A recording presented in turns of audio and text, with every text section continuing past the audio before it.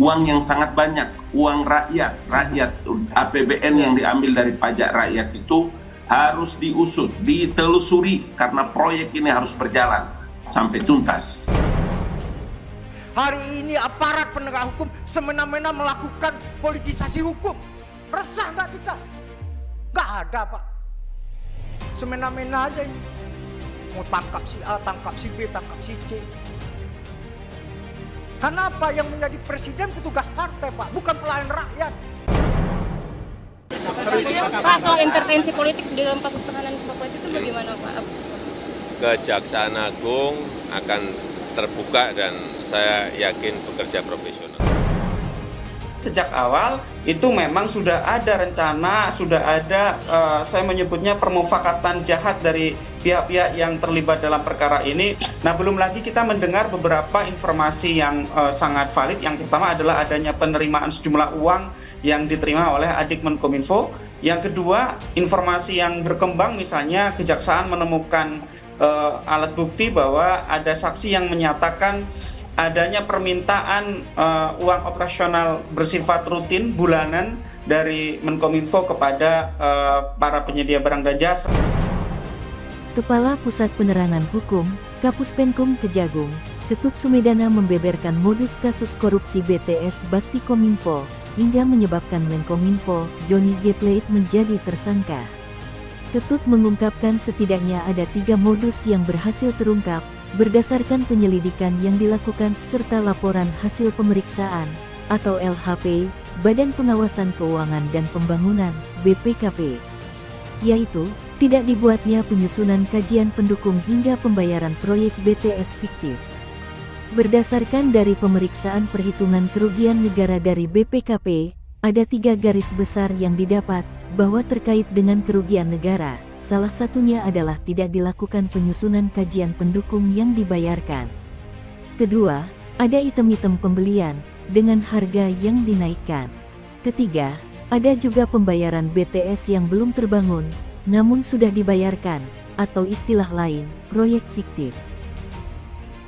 Sangat jelas adanya direct ya atau petunjuk-petunjuk dari Menkominfo. Kenapa? Karena berdasarkan keterangan misalnya dari Direktur Utama Bakti, justru proyek ini bersifat top down, bukan bottom up. Sehingga kita tahu bahwa proyek ini memang ada yang mengatur dari atas, bukan di level Direktur Utama Bakti.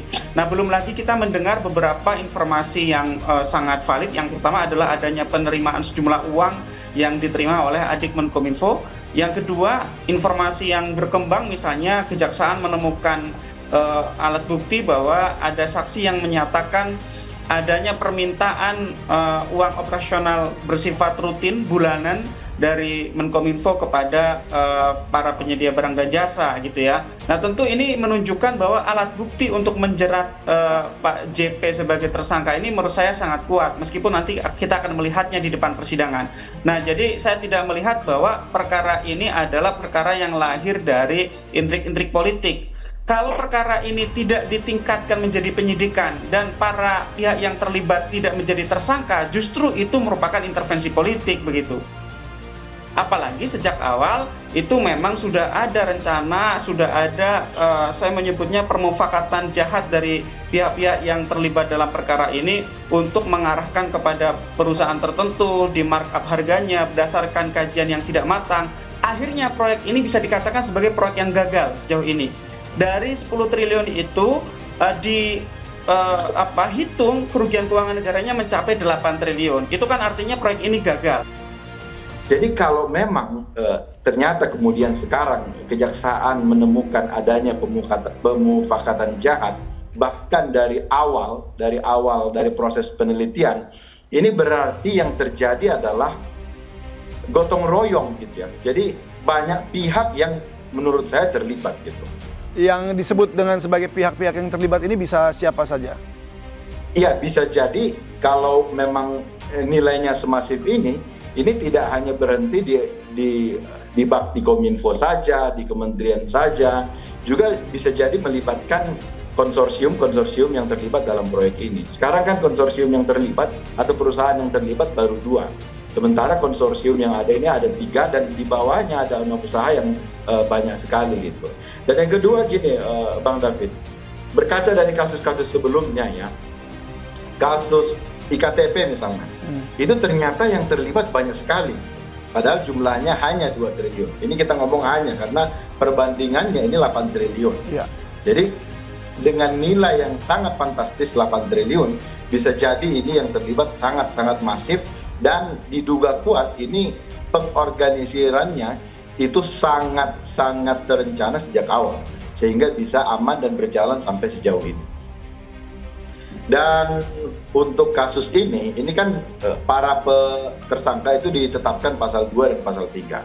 Pasal 2 dan pasal 3 itu intinya unsur-unsurnya adalah ada penyalahgunaan wewenang, ada perbuatan melawan hukum, menimbulkan atau mengakibatkan kerugian negara atau perekonomian negara. Tapi di situ salah satu unsur yang paling penting adalah memperkaya diri sendiri, orang lain ataupun korporasi. Artinya ada feedback benefit. Ada uang yang diperoleh para pelaku. Itu unsur yang harus dibuktikan oleh penyidik dalam kasus ini. Artinya ketika itu ada, maka tindak pidana pencucian uang bisa diterapkan. Kasus korupsi Johnny G. Plate banyak yang menyangkut pautkan karena intervensi politik. Bahkan, Ketua DPP Nasdem, Willy Aditya, menyebut aparat penegak hukum di masa pemerintahan Jokowi kerap melakukan tindakan semena-mena terhadap rakyat. Willy menuding adanya politisasi dalam proses penegakan hukum tak lepas dari sosok presiden yang merupakan petugas partai. Namun, menurut pengamat, kasus korupsi ini tidak ada sangkut pautnya dengan politik. Jika Johnny G. Plate tidak ditahan karena curiga intervensi politik, justru tindakan tersebutlah yang sudah termasuk sebagai intervensi politik. 1. Perang terhadap korupsi dan politisasi aparat penegak hukum. Hari ini semua diinjak, hari ini semua diintimidasi, hari ini aparat penegak hukum semena-mena melakukan politisasi hukum. Resah nggak kita? Nggak ada, Pak. Semena-mena aja ini. Mau tangkap si A, tangkap si B, tangkap si C. Karena apa? Yang menjadi presiden petugas partai, Pak, bukan pelayan rakyat. Sebelumnya, Mahfud sudah menjelaskan bahwa Kejagung telah berhati-hati dalam mengusut kasus korupsi ini karena menyeret kader dari sebuah partai. Mahfud memastikan bahwa ditetapkan Johnny G. Plate sebagai tersangka karena didasarkan adanya 2 alat bukti yang kuat. Bahkan, Mahfud telah mengantongi bukti percakapan, bahkan bukti perintah korupsi yang dilakukan Plate. Partai Nasional Demokrasi atau Nasdem yang menaungi Johnny menduga ada aktor lain dan konsorsium dalam kasus korupsi ini. Dugaan tersebut dilontarkan Wakil Ketua Umum Partai Nasdem, Ahmad Ali, saat dihubungi Detikcom. Dia meminta Kejaksaan Agung memeriksa seluruh pihak yang diduga terlibat dalam kasus dugaan korupsi bakti yang berkaitan dengan pengadaan tower BTS. Diduga adanya konsorsium dalam perusahaan menjadi pihak yang mestinya paling bertanggung jawab dalam kasus ini.